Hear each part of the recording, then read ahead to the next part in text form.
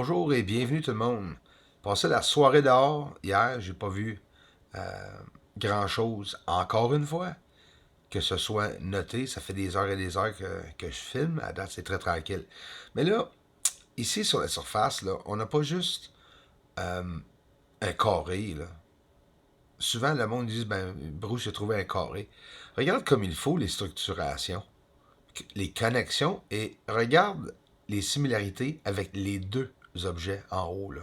Même dans le bas. Ils ont tout un rebord, une ligne pour se rendre ou peu importe. Ça se peut que ce soit euh, pour transporter quelque chose. C'est peut-être une machine, c'est peut-être une batterie. Nous n'avons aucune idée. Mais regarde comment est-ce que ici, les lignes à côté des structures, c'est bâti, là. C'est au moins 1 000 ou 2 000 de large, cette petite ligne que vous voyez là. Là. Si des lumières sur le sol disparaissent, ils vont où après? Ben, ils changent de place. Puis ils ont on peut dire des nuages ou des endroits embrouillés que nous ne pouvons pas voir le sol et c'est là qu'ils se cachent. Fait qu'ils sont bien, bel et bien capables de décoller de la surface rapidement. Mais là, c'est une lumière qui apparaît et qui disparaît. Puis quand il disparaît, on voit de la fumée tout de suite après. Fait que ça se déplace, là. Hein? Ça fait de l'air, là. Ça se déplace sur le sol. Ça, ou bien qu'il y a une atmosphère, ou bien c'est ce véhicule. Hein? Si c'est un véhicule. Puis pourquoi je dis véhicule? Ben, regarde les lumières. On les voit carrément se promener sur le sol. Tout le monde me dit, Bruce, ça a l'air qu'ils sortent des cratères. Mais je le sais, je vous les montre. Ça, c'est Copernicus. Exactement sur le rebord du cratère, dans un trou noir. Il sort une lumière, soudainement, qui longe le sol. C'est peut-être même, comme que je vous dis, en théorie, un transport. Qui sait? Hein? Ça se peut que ce soit un transport. Imagine-moi ça, toi. Là, on va aller voir, vite fait, un ovni, pas un ovni, plusieurs ovnis dans les nouvelles, dans les années 1500, 1561. Des tubes qui ont descendu. À l'intérieur des tubes ont sorti plusieurs sphères et des boules de lumière qui étaient illuminées. Tu vois même du feu sur le sol en bas à droite. La ville, ils ont dessiné ça. Ça, c'est des années 1500 qui est arrivé un événement. Puis qu'il y avait des centaines et des centaines, c'est pas des milliers d'ovnis dans le ciel qui faisaient différentes formes. Puis ça fait longtemps là, de ça. Là. Fait que sont-ils avancés, vous pensez, les ovnis? Si c'est les mêmes que la même clique dans les années 1500, je ne sais pas si vous le savez, là, nous sommes rendus 1600, 1700, 1800, 1900, 2000, 400-500 ans après ce moment-là. Sont-ils plus avancés, vous pensez? Ça se peut. Est-ce qu'il y a peut-être plus de races maintenant, espèces? Puis là, tu rentres en considération encore plus épeurant.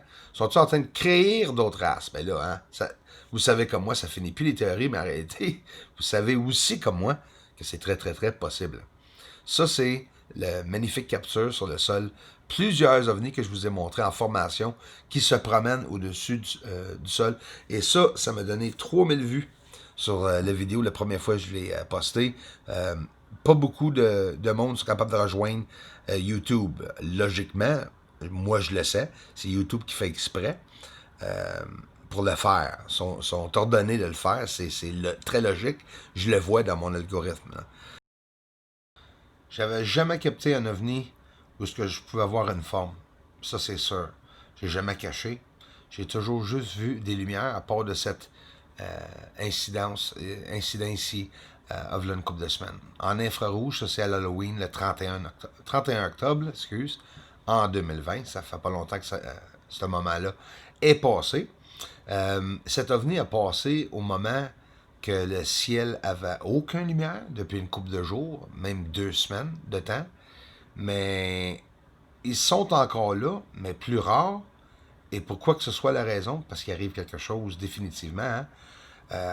De plus en plus, juste en écoutant les nouvelles, qu'est-ce qu'on entend dans nos nouvelles. Puis moi, c'est pas les nouvelles qui me fait peur, c'est qu'est-ce qui est caché dans les nouvelles me fait peur. tu vas voir dans la vidéo, je vais vous montrer un peu plus loin, là on s'en va sur la Lune, Sinus Iridum Bianchini, le cratère en haut à gauche, et tous ces objets, anomalies, à côté, des fois, ça nous donne un aperçu d'angle 90 degrés. Regarde les patchs embrouillés, encore une fois, je les montre tout le temps. Les patchs embrouillés, c'est preuve qu'ils sont en train de faire des mouvements là-dedans. Il y a des fumées qui se promènent là-dedans. Ça, c'est le cratère plateau en plein centre que tu vois blanc, dur à voir. Cette fameuse lumière en arrière qui est une source d'énergie inconnue que la NASA, même sur le site de la NASA, n'en parle. Et toute cette verdure, regarde, tout en entour du cratère Platon.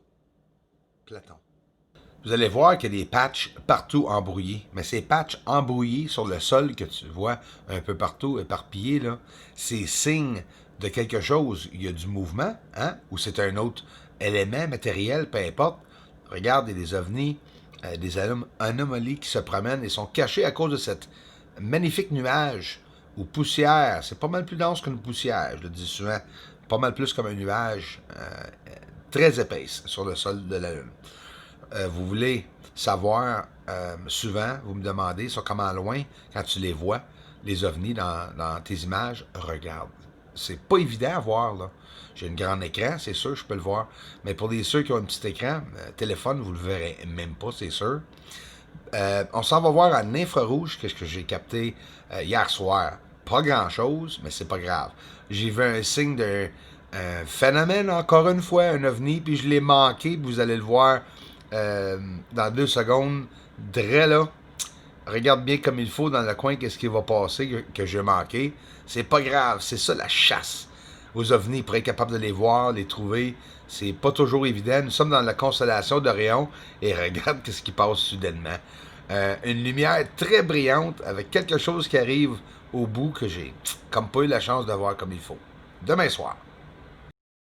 Ici, une autre capture. C'est pas grand-chose. En plein centre, au-dessous de l'étoile en haut que vous voyez. J'étais près d'une lumière. C'est pour ça que tu vois un peu de statique.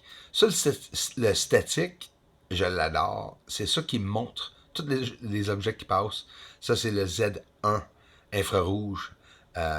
Des fonctions exceptionnelles pour le prix, pour l'objet, c'est sûr et certain. Fait que, si on changerait de scénario sur la surface, si on dit que c'est pas des extraterrestres, puis que c'est le CEO,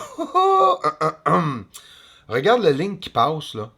Ça monte, là. C'est vraiment une ligne sur la surface qui est construite, qui monte et qui descend suivre les niveaux. Est-ce que nos gouvernements et les sociétés secrètes ici sur la Terre sont assez avancés pour être capables d'avoir bâti tout ça sur la Lune? Selon moi, je crois que non. Mais en théorie, est-ce que ça serait possible d'être déjà rendu au point où ce qu'une société secrète pourrait être en communication ou même travailler pendant longtemps avec des extraterrestres? Wow, je ne sais pas. Mais ça te fait penser, comme là nous sommes sur la Lune, on voit la surface, on voit un nuage au-dessus de la surface, mais pas exactement certain à quelle hauteur. Aristarque, le cratère Aristarque, à l'intérieur, inquiétez-vous pas, il fait noir parce que les lumières, l'exposition est descendue complètement. Puis ça, c'est pas le soleil. Je fais ça pour voir s'il y a du mouvement sur le sol et il y a bel et bien des lumières qui se promènent sur le sol. Surtout ces lumières-là, que je vous ai déjà montrées, ça c'est exceptionnel. Ça fait comme partie des images que la NASA vont toujours montrer. Ben ça fait partie des ovnis que je vais essayer de montrer souvent. Moi, je continue toujours à faire des recherches, inquiétez-vous pas. Mais je montre les meilleurs aussi. Regarde, avez-vous vu qu'au bout, ça change de direction? Le ciel à gauche, puisque la flèche va vers la gauche et change de direction. Des preuves et des preuves et des preuves que nous ne sommes pas seuls, qu'il y a quelque chose qui arrive sur la Lune. Et là, avec le reset ou avec le, le nouvel ordre mondial et tout ce qui arrive et que tranquillement, pas vite, on dirait que les nouvelles, ça prend du temps à sortir, mais de temps en temps, on les voit sortir. Ça te fait vraiment penser. Fait que le monde sont même peut-être même pas prêts pour savoir qu'il arrive de quoi ici sur la Terre. Peut-être même encore moins de voir qu'est-ce qu'il y a sur la Lune. Parce que ce que je vous montre, c'est sans filtre. OK? C'est une magnification forte. C'est dans les montagnes de Sinus Eridum. C'est au bout du promontorium. Je le cache pas. À un moment donné, il y a quelqu'un qui va prendre son télescope et il va le voir que c'est vraiment comme ça. C'est pas la seule place non plus. Il y a des endroits sur la Lune où on dirait que c'est toutes des plateformes. Hein? Puis vous comprenez quand je dis plateforme, c'est parce qu'on dirait que c'est des rectangles, des carrés, un peu partout, mais des lignes qui correspondent, à ces endroits-là. Regarde toutes les lignes qui sont là. C'est incroyable. On dirait une botte, là, en haut, là, découpée. C'est incroyable, là. On va le revirer de bord. Ça, c'est habituellement comme est-ce qu'on le voit. Puis ça, c'est à l'envers. Fait que peu importe le bord que vous allez le voir ou que je vais le mettre, il y a une preuve, là. Puis regarde, là. C'est pas une petite connexion. On parle de soixantaine de kilomètres, là, 70 kilomètres. Fait que, regarde, ça connecte jusqu'au bout à travers de la montagne, du montagne au complet. En plus des patchs embrouillés en haut à gauche, ici, que tu peux voir. Ça, c'est très important de montrer les patchs. Hein? Parce que les patchs ont un rapport, là. Tout ici, qu'est-ce que tu vois de beige, là. Puis regarde toutes les flèches où j'ai mis les connexions, les angles de 90 degrés qui se rend à des carrés, hein, rectangles, des carrés. C'est tout découpé dans le sol. Puis en plus, dans les montagnes, c'est parfait comme idée de cachette, hein, quand tu le penses, là.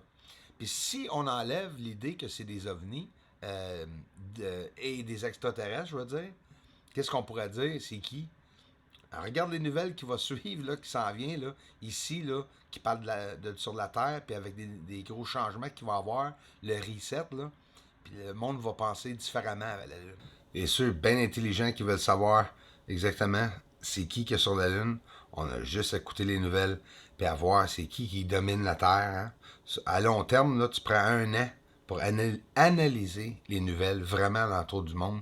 J'ai fait ça moi-même, puis j'ai resté bouche bée. Puis on voit beaucoup de similarités dans chaque pays. C'est juste les douanes qui changent les cultures. En réalité, c'est tout un élite système.